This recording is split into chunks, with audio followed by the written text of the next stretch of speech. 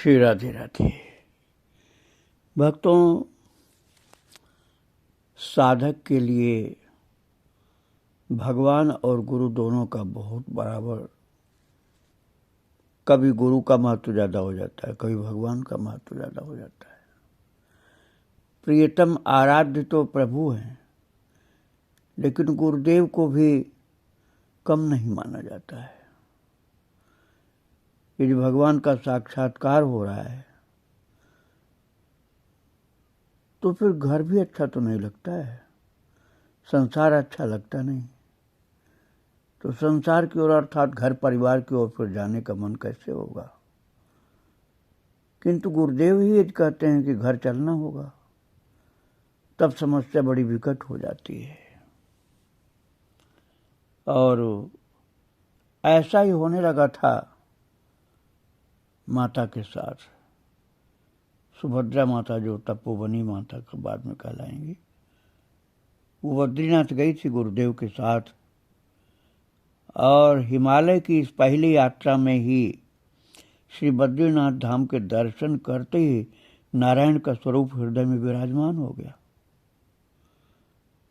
अब इधर बिल्कुल मन चारों तरफ से हट करके नारायण की ही छवि जो हृदय में विराजमान थी उसी में घूमती थी, उसी में ही मन लगा रहता था।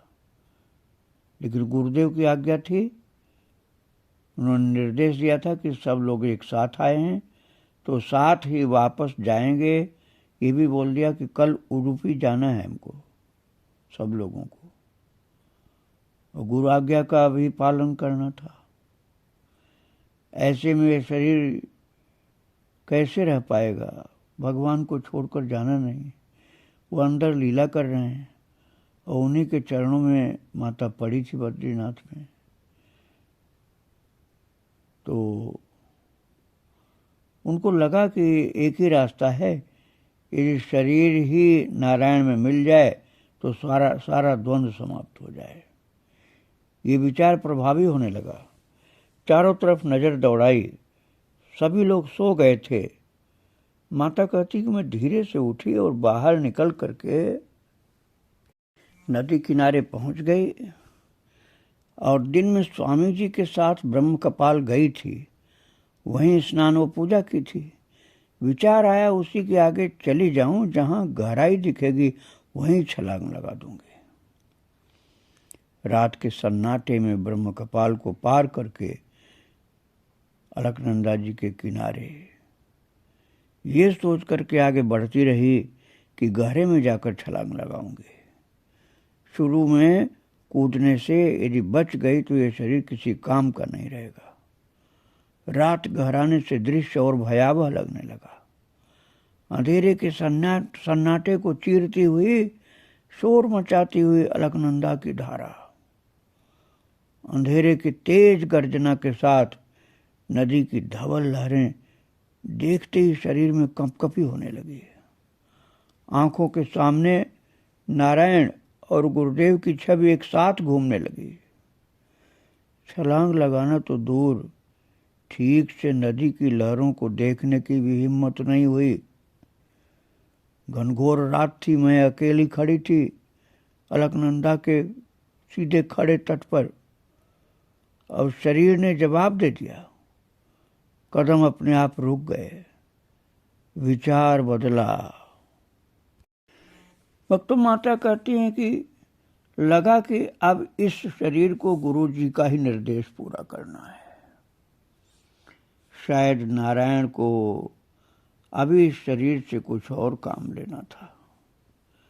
जिस रास्ते गई उसी रास्ते वापस आकर के अपने आसन पर बैठकर रात भर रोती रही। मन में उथल पुथल मची रही, जाने का मन नहीं था। और गुरुदेव कह रहे थे वापस चलना है। शरीर शिथिल हो गया। सुबह उठते ही सब जाने को तैयार। माता सुभद्रा कहती कि मुझे तो कुछ होश ही नहीं था, खो गई थी अपने आप में। और साथ की माता जी ने सहारा दिया, बैग लगाया और बस में बैठा दिया। उडुपी आने के बाद मठ में मन ही नहीं लगा। हर समय आंखों के सामने हिमालय ही रहता था। भोजन प्रसाद लेने का भी मन नहीं करता। शरीर की ताकत ही जैसे खत्म हो गई। कुछ भी अच्छा नहीं लगता था। ये भाव स्वामी जी से छिप नहीं सका। उन्होंने समझाया कि शरीर का जहाँ जितना प्रारब्ध होता है उतना भोग पूरा करना ही होता है। संकल्प जो भी हो, लेकिन जब तक जहाँ रहें पूरी तरह मन लगा कर रहें। स्वामी जी से मिलने के बाद मन शांत हो गया, लेकिन हिमालय अंदर तक गहराता रहा। मठ में रहते हुए भी यहाँ की दिनचर्या तो शुरू हो गई थी, लेकिन हिमालय से मन नहीं हटा। सुबह फूल सुंदर सुंदर चुन करके माला बना करके मंगला आरती से शुरुआत होती और मठ की 5 पूजाओं के साथ शाम को संकीर्तन। इसके अलावा जब जहाँ स्वामी जी का प्रवचन होता हम पहुँच जाते। व्यवस्था से जुड़े लोगों को हैरानी होती कि सबसे पहले पहुंचकर व्यवस्था में लग जाती। 2 साल बाद फिर बद्रीनाथ का कार्यक्रम बना। वहां जिस भूमि पर पूजन किया था वहीं कोई कार्यक्रम होना था। मैं बहुत खुश हुई कि नारायण ने फिर बुला लिया। हिमालय जाने की जल्दी में इधर उधर से कुछ पैसा इकट्ठा किया और पहुंच गए व्यवस्थापक के पास। उन्होंने मना कर दिया साथ ले जाने से। बोले स्वामी जी ने नियम बना दिया, जो पिछली बार गए थे वे इस बार नहीं जाएंगे। इस बार नए लोगों को मौका मिलेगा। तो माता कहती हमने जाने की जिद की। जुनून था सिर पर, पागलपन भी कह सकते हैं। स्वामी जी के बिना रहना, वो भी बद्रीनाथ की यात्रा में, न जाना ये कैसे संभव होगा। माता कहती हैं कि जब मुझे पता चला कि मैं नहीं जा पाऊंगी तो मैं बहुत पागल सी हो गई। बोली हमें जाना ही है, लेकिन कोई फायदा नहीं हुआ। फिर भी दिमाग में बस एक ही विचार चलता रहा कि जाना है। एक तो हिमालय, नारायण का बद्रीनाथ और स्वामी जी का साथ। सुबह तक इंतजार किया, लेकिन जब देखा कि नए यात्री बंगलौर के लिए रवाना हो गए तब मैं रोने लगी। तभी हमारी सखी चिन्नम्मा अम्मा ने कहा कि निराश मत हो, हम दोनों चलेंगे बद्रीनाथ। बस फिर क्या था, हम भी बंगलौर पहुंच गए। बाकी यात्री बस में बैठ गए, बस से गए और हम दोनों ने ट्रेन पकड़ ली, वो भी बिना टिकट। हमें पहली यात्रा से पता चल गया था कि बस कहाँ कहाँ रुकती थी विश्राम के लिए। बस का जहाँ पड़ाव पड़ा था पहला, हम वहाँ ट्रेन से उनके आने से पहले ही पहुँच गए। सब हैरान हो गए कि ये कहाँ, अब कैसे यहाँ आ गई। विश्राम के बाद बस चल दी, उसमें 2 सीट खाली थी और हम भी बैठ गए। फिर बस में व्यवस्थापक स्वामी जी ने कहा कि आगे दूसरे यात्री बस में जाएंगे, उनकी सीट है। हमने कहा कि जब आएंगे तब हम उतर जाएंगे, अभी तो खाली है। अगले पड़ाव पर यात्री आ गए और मुझे उतार दिया गया। मैं फिर अम्मा के साथ स्टेशन पहुंची, दिल्ली की ट्रेन पकड़ी, वहां से ऋषिकेश और फिर बस से बद्रीनाथ पहुंच गई। माता अपने गुरुदेव को स्वामी जी कहती थी, तो वो कहती हैं कि स्वामी जी ने जब मुझको वहां पहुंचे हुए देखा तो उन्हें भी अचरज हुआ कि हम अपने आप पहुंच गए। यात्रियों के साथ ही स्वामी जी के कार्यक्रम में भाग लिया और वापस उडुपी आ गए। इस यात्रा के बाद व्यवस्थापक और स्वामी जी के नज़दीकी लोगों को अच्छा नहीं लगा। तरह तरह की बातें होने लगी।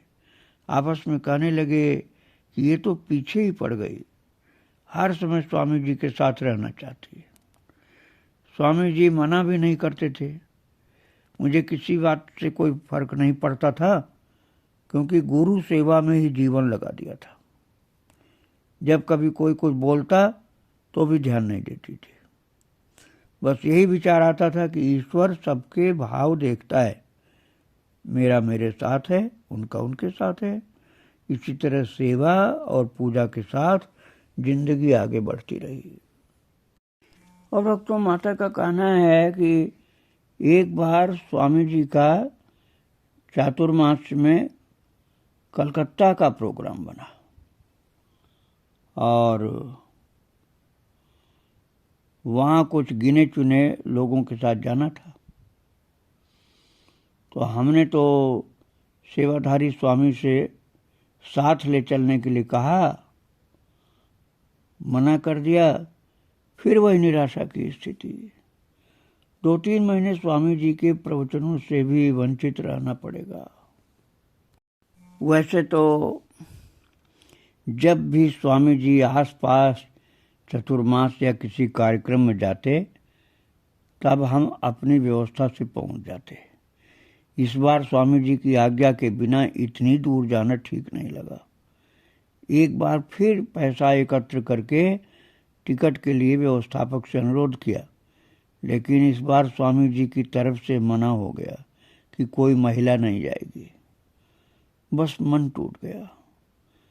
शाम की आरती के समय टिकट के लिए इकट्ठे किए हुए 500 रुपये आरती में डाल दिए कि शायद बात बन जाए, लेकिन नहीं बने। सोचा उडुपी में रह करके क्या करेंगे। सुबह हम भी बंगलौर जा करके विद्यापीठ में रुक गए। स्वामी जी भी बंगलौर गए और कोलकाता की गाड़ी पकड़ ली। उडुपी से कहीं भी जाना होता तो पहले बंगलौर जाकर के विद्यापीठ में रुकते थे, और हम अकेले विद्यापीठ में रह गए। हिमालय भी दूर और स्वामी जी भी। रात भर विचार चलता रहा कि ऐसा कब तक चलेगा। दूसरे दिन मैं बिना किसी योजना के ही विद्यापीठ से निकल पड़ी। वहाँ विद्यार्थियों ने पूछा, कहाँ जा रही हो? हमने कहा, पता नहीं, जहाँ पैर ले जाएंगे चले जाएंगे। हमने रेलवे स्टेशन से दिल्ली की ट्रेन पकड़ ली। उन दिनों भी भाषा की समस्या थी, हिंदी नहीं आती थी। स्टेशन पर ट्रेन आती तो उसमें डिब्बे की पट्टी पर या गार्ड के डिब्बे में लगे बोर्ड पर अंग्रेजी में स्टेशन का नाम देखकर बैठ जाती। बिना टिकट होने पर कभी टीटी पकड़ लेता और अगले स्टेशन पर उतार देता। फिर इंतजार करती और दूसरी ट्रेन पकड़ लेती। दिल्ली पहुंच करके फिर ट्रेन पकड़ ली और ऋषिकेश पहुंच गई। शाम हो गई। शिवानंद आश्रम के बारे में मालूम था, वहाँ रहने का स्थान मिल गया। दूसरे दिन आश्रम में स्वामी चिदानंद जी के दर्शन के लिए गई और वो नहीं मिले। जाकर सत्संग हॉल में बैठ गई। थोड़ी देर बाद स्वामी जी उधर से निकले। हॉल में गए, कई लोग बैठे थे। मेरे पास आकर रुक गए। मैंने प्रणाम किया। मुझे पता था कि स्वामी जी दक्षिण भारत के हैं, तो हमने उन्हें बताया कि उडुपी से आई हूँ। कन्नड़ में कुछ देर बातें की। स्वामी जी ने कहा कि कुछ दिन यहीं रहो। हमने बताया कि अभी तो बद्रीनाथ जाना है। बोले कि जाने से पहले शाम को ऑफिस में मिल लेना। शाम को ऑफिस पहुंची तो वहाँ हमें एक लिफाफा मिला। उसमें रुपए थे। ऑफिस के आदमी ने कहा कि लौट करके इसी आश्रम में आ जाना। भक्तों, माता को लगा कि बद्रीनाथ जाने की समस्या तो बिना बताए ही हल हो गई, और फिर मेरी खुशी दुगनी बढ़ गई। अब रुकने की बात और थकान सब भूल गई। वहाँ से सीधे बस स्टैंड पहुंची। पता चला कि बस सुबह जाएगी। पहाड़ों पर रात में बसें नहीं चलती थी उस समय। रात भर बस स्टैंड में ही रहे। सुबह बस में बैठे और शाम को बद्रीनाथ पहुंच गए। रास्ते भर सोचते रहे कि आए तो गए हैं, लेकिन कहाँ रहेंगे, क्या करेंगे। बद्रीनाथ जा करके सबसे पहले मंदिर में दर्शन किया। स्वामी जी का स्मरण हुआ, अर्थात गुरुदेव की याद आई। संतोष इस बात का रहा कि गुरु कोलकाता गए हैं और हम नारायण के पास आ गए हैं। अब आगे भी वही कुछ करेंगे। तभी मंदिर में एक माता जी मिल गई, हरियाणा की। अब बद्रीनाथ में ही रहती हैं। नई महिला साधु देख करके पास आ गए। परिचय के साथ एक दूसरे के बारे में जानने के बाद वो हमें अपने साथ ले गई आश्रम में। आसन भी मिल गया और सहारा भी। ज्यादा सोचने और परेशान होने का कोई मौका अब नहीं था। भगवत प्राप्ति और आंतरिक यात्रा के मार्ग पर साधक को धैर्य, दृढ़ता और समर्पण का भाव बनाए रखना चाहिए। और विपरीत परिस्थितियां आए तो भगवान की परीक्षा जान करके अपनी बुद्धि और विवेक से कर्म करते हुए आगे बढ़ते रहना चाहिए। भगवान ने कहा है कि मेरा भक्त समर्पण, विश्वास और शुद्ध भाव से मेरी ओर एक कदम बढ़ाएगा तो मुझ तक पहुंचने का मार्ग स्वतः ही प्रशस्त होता जाएगा। एक ही दिन में माता जी से आत्मीयता हो गई। वो सुबह मंदिर जा करके नारायण के लिए तुलसी की माला बनाती। मंदिर से ही उन्हें प्रसाद और भोग मिलता। उन्होंने हमें भी तुलसी की माला बनाना सिखाया। फूलों की माला तो हम उडुपी में बनाते ही थे। यहाँ भी नारायण ने वही सेवा दे दी। सुबह दर्शन करने के बाद वही तुलसी माला बनाना और प्रसाद लेकर के आना। और भक्तों, यदि मन का सा कार्य और सेवा मिल जाए तो आप दिन रात कर्म करते हुए भी आनंद और उत्साह से भरे रहते हैं। माता जी ने वहाँ रहते हुए हम सभी लोगों को कर्म बता दिया था और विशेष रूप से मुझे बता दिया मेरा काम। तो शाम का प्रसाद कहाँ से लाना है, किन लोगों से मिलना है। नारायण की कृपा से हिमालय की तरंगों के साथ साधना की भी दिशा मिल गई। बद्रीनाथ में अन्य क्षेत्र से भोजन प्रसाद लाना एक नया अनुभव था। गृहस्थों के बीच रहते हुए अथवा मठ में भोजन प्रसाद प्राप्त करते हुए कुछ अलग सा लगता था पहले से। यहाँ तीर्थ क्षेत्र में भोजन के लिए काफी हिम्मत जुटानी पड़ी। यहाँ तक कि फक्कड़ों की तरह रहने लगे। दिन में मंदिर से प्रसाद मिल जाता, शाम को अन्य क्षेत्र से लाते और दोनों प्रसाद ग्रहण करते दोनों लोग। बद्रीनाथ में रहते हुए एक दिन स्वामी जी का आश्रम देखने गए। वहाँ के स्वामी रामाचार्य ने पहचान लिया। वहाँ भी अन्न क्षेत्र था। हम भी वहाँ जाने लगे और 2 महीने हम बद्रीनाथ में ही रहे। एक दिन बंगलौर विद्यापीठ के एक विद्यार्थी ने हमें देख लिया। फिर हैरान होकर के उसने पूछा कि यहाँ कैसे आ गए आप, क्या करते हैं, कहाँ करते हैं। बोला कि स्वामी जी से मिलना है तो दिल्ली चलो। उसने बताया कि चतुर्मास के बाद स्वामी जी दिल्ली आ गए। उन्होंने आश्रम की प्रगति देखने के लिए उसे बद्रीनाथ भेजा था। मैंने बताया कि मैं ठीक हूँ लेकिन अब वापस नहीं जाऊंगी। ये बात स्वामी जी तक पहुंच गई। उन्हें पता था कि मैं नाराज होकर के आई हूँ। उन्होंने मेरे लिए रामाचार्य को चिट्ठी लिखकर भेजी कि शीतकाल में वहाँ रहना मुश्किल होता है, तुरंत दिल्ली आ जाओ। रामाचार्य को भी निर्देश दिया कि हमारे लौटने के लिए पैसे आदि की व्यवस्था करें। माता का कहना है कि हमने उस समय तो रामाचार्य को मना कर दिया, मैंने कह दिया मुझे नहीं जाना है, लेकिन स्वामी जी के निर्देश की अवज्ञा करने से मन दुखी हो गया मेरा कि गुरु की बात का उल्लंघन ठीक नहीं। रोती रही कि अब हम क्या करें क्या न करें। माता जी ने कहा कि यदि नहीं जाना है तो चिट्ठी लिखकर भेज दो और अपना निर्णय बता दो।